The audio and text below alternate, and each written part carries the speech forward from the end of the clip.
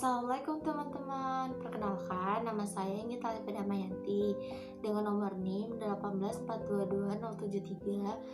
Saya mahasiswa Universitas Islam Indonesia, Fakultas Ilmu Agama Islam, Pendidikan Agama Islam. Di sini saya akan menjelaskan tentang macam-macam kepemimpinan, pengertian kepemimpinan, dan kelemahan serta kelebihan dari kepemimpinan. Nah, di sini saya mau bertanya nih, kalian paham gak sih pengertian dari kepemimpinan itu apa?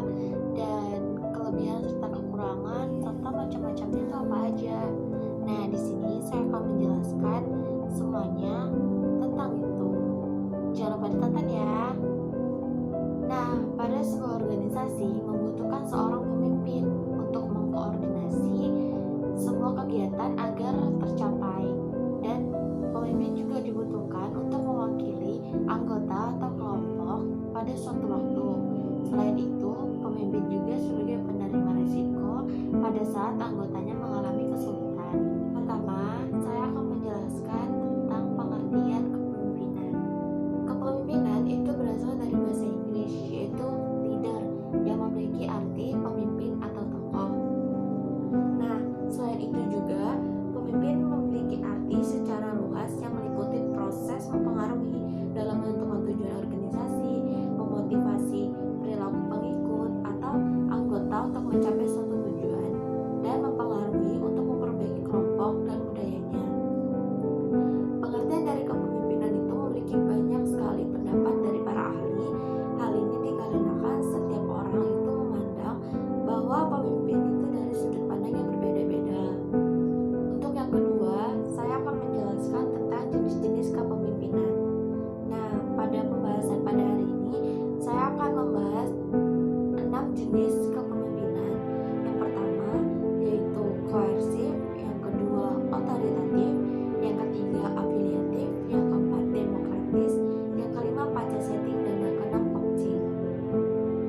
Untuk yang pertama yaitu kepemimpinan yang koersif. Nah, jenis pemimpin ini disebut juga dengan pemimpin yang otoriter.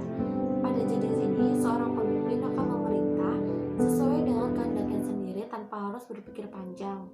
Nah, menurut pendapatnya, seorang bawahan akan bekerja jika ia diperintah, akan tetapi saat itu sudah menentukan ketentuan dari awal sehingga pada saat pelaksanaan tidak ada rencana dan usulan dari bawahannya. Kelebihan dari tipe pemimpin yang koersif ini adalah ketika sebuah organisasi melakukan keputusan atau mengambil keputusan secara mendadak dengan cepat dan tepat, pengambilan keputusan ini akan dipikirkan secara matang tanpa dipengaruhi oleh orang lain.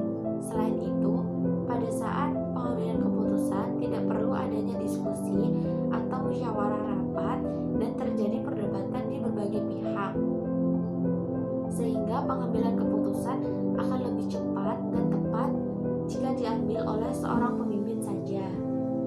Kekurangannya yaitu ketika pelaksanaan tugas atau pelaksanaan pekerjaan dalam program-program yang telah direncanakan oleh bawahannya atau anggota tidak bisa berpikir kreatif dan mudah bosan. Hal ini disebabkan apa yang dikerjakan itu sudah ditentukan oleh atasan atau pemimpin, dan bawahannya tidak boleh melakukan hal lain sehingga tidak ada perubahan pada organisasi atau kelompok tersebut. Jenis kedua yaitu otoritatif. Nah, jenis ini pemimpin ini bukan pemimpin yang otoriter, akan tetapi pemimpin yang mendapat kekuasaan dan persetujuan yang kejelasan dari visi yang ia paparkan. Seseorang pemimpin menjadikan orang lain itu bergerak menuju sebuah visi yang sudah ditentukan dengan bersemangat, karena ia akan memberikan penghargaan yang pantas dengan tujuan yang tidak hanya untuk jangka pendek, akan tetapi untuk jangka yang panjang. Kekurangan dari kepemimpinan ini adalah organisasi yang dipimpin memerlukan keputusan yang cepat dan tepat dalam keadaan yang mendesak. Pemimpin jenis ini akan terlalu lama untuk menentukan keputusan apa yang harus diambil dari pada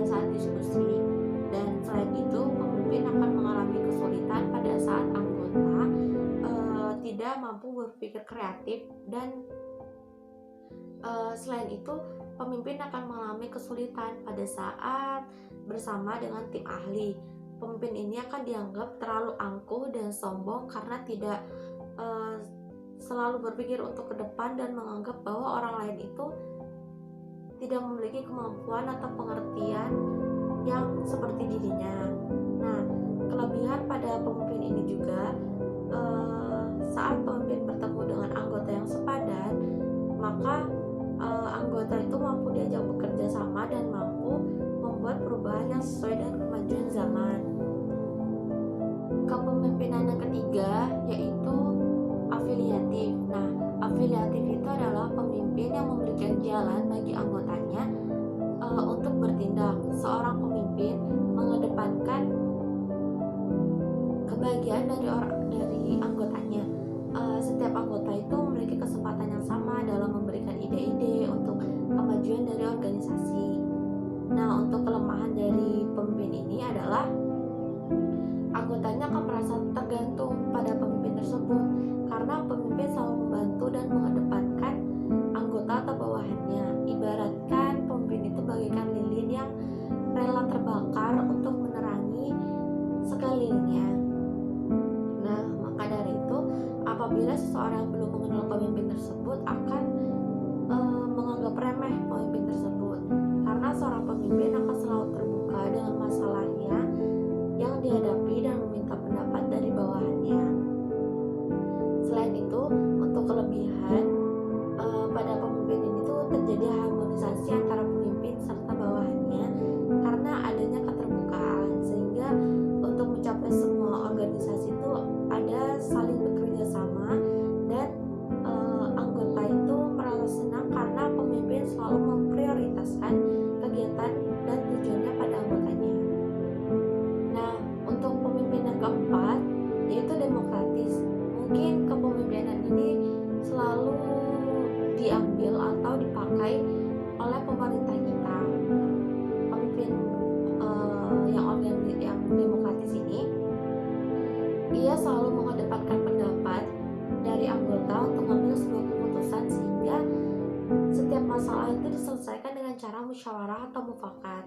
Nah, kepemimpinan ini hampir sama dengan kepemimpinan yang afiliatif. Kenapa? Karena pemimpin ini tidak mengedepankan kebahagiaan dari anggotanya, tetapi tujuannya itu untuk keterbukaan, dan keterbukaan itu adalah untuk saling memahami antara satu dengan yang lainnya sehingga bisa tercapai sebuah kerjasama. Kelemahan dari kepemimpinan ini adalah jika seorang pemimpin tidak dapat mengambil sebuah keputusan dengan tepat dan cepat, akan terjadi kontra antara anggotanya. Selain itu, anggota tidak sepaham atau memiliki cara pandang yang berbeda dengan pemimpin, sehingga pada saat pengambilan keputusan itu tidak terjadi titik temu dan hanya saling berdebat antara satu dengan yang lainnya. Untuk kelebihannya yaitu terjadi keterbukaan antara anggota dan pemimpin. Jadi semua masalah itu yang terjadi dalam organisasi itu dapat diketahui oleh semua anggotanya dan dapat menyelesaikan sebuah masalah tersebut, sehingga pemimpin juga tidak terlalu terbebani akan masalah yang dihadapi karena ditanggung bersama-sama. Untuk kepemimpinan selanjutnya yaitu kepemimpinan PC setting. Nah, jenis kepemimpinan ini lebih menyatakan bahwa seorang pemimpin itu membutuhkan atau menuntut kesempurnaan dari para anggotanya, dan pemimpin ini membuat standar-standar yang harus dipenuhi oleh setiap anggotanya agar tercapai apa yang diinginkan oleh pemimpinnya. Kelemahan dari kepemimpinan ini yaitu jika anggotanya adalah orang yang tidak suka berkembang atau bisa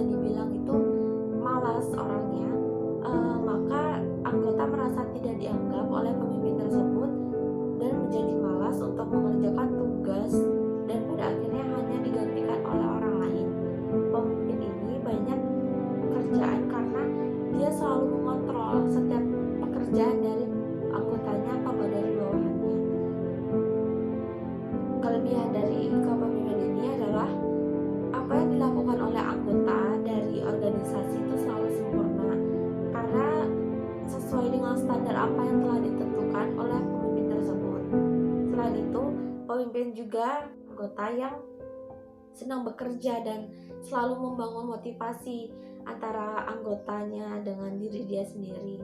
Untuk kepemimpinan yang selanjutnya adalah coaching. Nah, ini hampir sama dengan kepemimpinan Pancasila karena kepemimpinan ini juga menuntut kesempurnaan dari para anggotanya. Akan tetapi, jenis ini lebih menentukan ketentuan yang berbeda-beda untuk setiap orang.